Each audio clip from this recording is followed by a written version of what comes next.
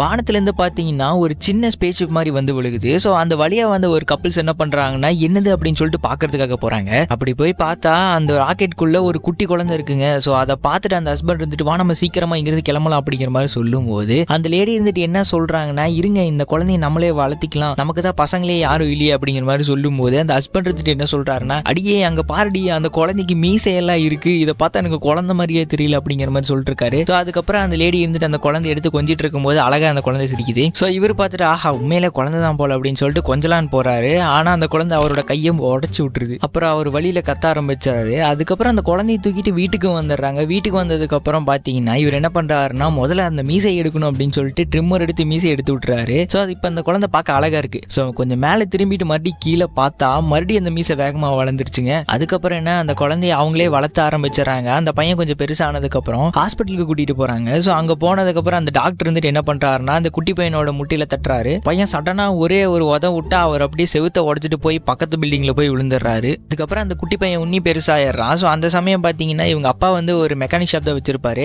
Car ready பண்றதுக்காக ஒருத்தர் வந்திருக்காரு. ஸோ அவர் வந்து இந்த குழந்தைய பார்த்துட்டு பயந்து ஓடிறாரு. என்ன பண்ணியிருக்கான்னு பார்த்தா பால் வந்து கார் கடியில் இருக்கு. ஸோ அதை எடுக்கிறதுக்காக காரையை தூக்கியிருக்கான். ஸோ அதை பார்த்து அவர் பயந்து ஓடி இருக்காரு. ஸோ அடுத்த சீன்ல பார்த்தீங்கன்னா இவன் என்ன பண்றான்னா எக்ஸாம் எழுதிட்டு இருக்கான். ஸோ எக்ஸாம் எழுதிட்டு இருக்கும்போது எப்படியாவது நம்ம ஆன்சரை காப்பி அடிக்கணுமே அப்படின்னு சொல்லி யோசிச்சுட்டு இருக்கும்போது பக்கத்தில் அவன் ஃப்ரெண்டு எழுதிட்டு இருக்கான். ஸோ அதை பார்த்து எழுதலான்னு ட்ரை பண்றான். ஆனால் தெரியாதனமா என்ன ஆயிடுது, அவனோட கண்ணுல இருந்து ஹீட் விஷன் ஓப்பன் ஆகி அந்த பேப்பரையே எரிச்சு விட்டுறான். அப்புறம் என்ன நடக்குதுன்னா இந்த பையனுக்காக பர்த்டே விஷ் பண்றதுக்காக அவங்க பேரண்ட்ஸ் என்ன பண்ணிருக்காங்க, கேக் வாங்கி வெட்டலாம்னு சொல்லி வந்திருக்காங்க. ஸோ அப்படி கேக் எடுத்துட்டு வெளியே வந்து தம்பி ஊதுப்பா அப்படிங்கிற மாதிரி சொல்லும்போது பையன் கொஞ்சம் வேகமா ஊதுறதுனால கேக்கில் அவங்க மூஞ்சில் அப்படியே தெரிச்சு போய் விழுந்துருது. ஸோ இந்த மூவி நீங்க பார்த்த உடனே நீங்க தெரிஞ்சிருப்பீங்க இது வந்து சூப்பர்மேனோட ஒரு ஸ்பூஃப் மூவி மாதிரி தான் இருக்கும்னு சொல்லிட்டு. ஸோ அதே மாதிரி தான் இருக்கும் இந்த மூவி. இந்த மூவியோட நேம் பார்த்தீங்கன்னா சூப்பர் லூப்ஸ். 2018 இந்த மூவி ரிலீஸ் ஆயிருக்கு. தமிழ் டப்ல கிடையாது, இங்கிலீஷ்லயும் கிடையாது.